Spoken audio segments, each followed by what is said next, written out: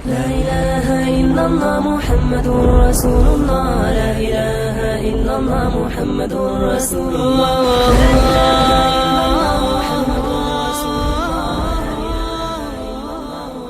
40 hadis Cananın düşündürmösü 35-ci hadis Abu Hurayra radıyallahu anhu rivayet kılgan hadiste Allah'tın elçisi sallallahu aleyhi ve sellem aytты. Sizler bir-biringерге көрө албастык кылбагыла.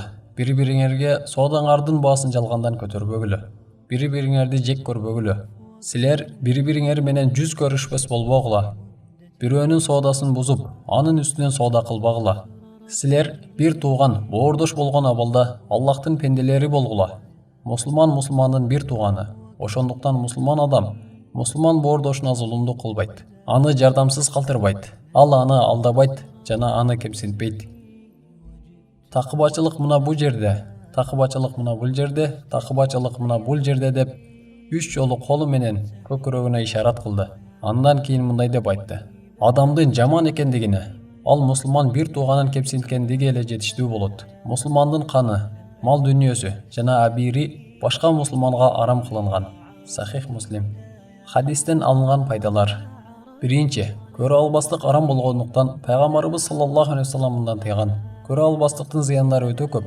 Алардан көрө албаган адам Аллах Тааланын башка адамдарга берген жакшылыктарын жек көрүп калат. Ошондой эле Аллахтын тагдырынан наразы болот. Мусулман бир тууганына душмандык кылат. Көрө албаган адамдын жүрөгү кайгыда болот. Башкалардын жакшылыктары көбөйгөн сайын анын кайгысы көбөйө берет.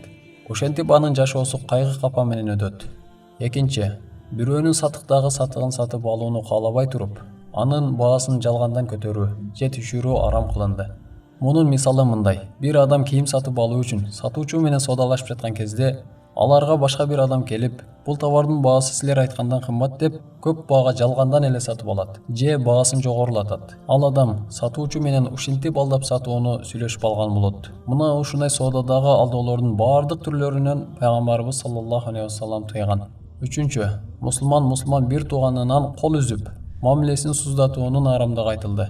Ошондой эле мусулман бир тууганын артын салып кетип калуу жана жүрөктөн болгон пикир келишпестик мамилени суздатуу экенин жана бөлүм жаралууга алып барарын билүүсү керек. Төртүнчү, мусулман адам башка бир мусулмандын соодасынын үстүнөн соодалашпоосу керек. Мисалы, бир адам бир буюмду сатып алууну каалады. Бирок андан алдын ал буюмду башка бир мусулман сатуучу менен соодалашып койгонун билсе, же соодалашып жатканын көрсө, анда сатуучуга барып көбүрөөк бааны айтып, же соодалашкан адам жогунда сатуучудан сатып алуу арам кылынды. Ал мусулман бир тууганы сатып албоосун билгенде гана сатуучу менен соодалашса болот. Ошондой эле пайгамбарыбыз саллаллаху алейхи ва саллям башка хадисинде айтат. Кызга мусулман бир тууганыңар жуучу болгонун билсеңер, силер да аны менен кошо ал кызга жуучу болуп барбагыла. Качан анын жуучулугу кайтарылганын билгенде, ошондо гана жуучулукка барса болот. Бешинчи, ыймандуу бир туугандардан болуу бул биз үчүн парыз.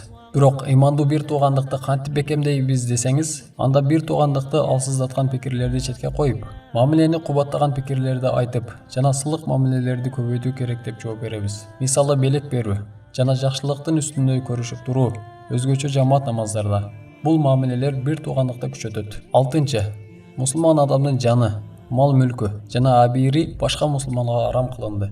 Жетинчи, мусулман бир тууганына жардам берүү. Пайгамбарыбыз саллаллаху алейхи ва саллям айтат: мусулман адам зулумдук көрсө да, зулумдук берсе да ага жардам берүү керек. Ошондо сахабалар: мейли зулумдук көргөнгө жардам беребиз, бирок зулумдук кылганга кантип жардам беребиз деп сурашат. Ошондо пайгамбар саллаллаху алейхи ва саллям: эгер аны зулумдук берүүсүнөн тыйсаң, мына ошондо сен ага жардам берген болосуң деп жооп берет.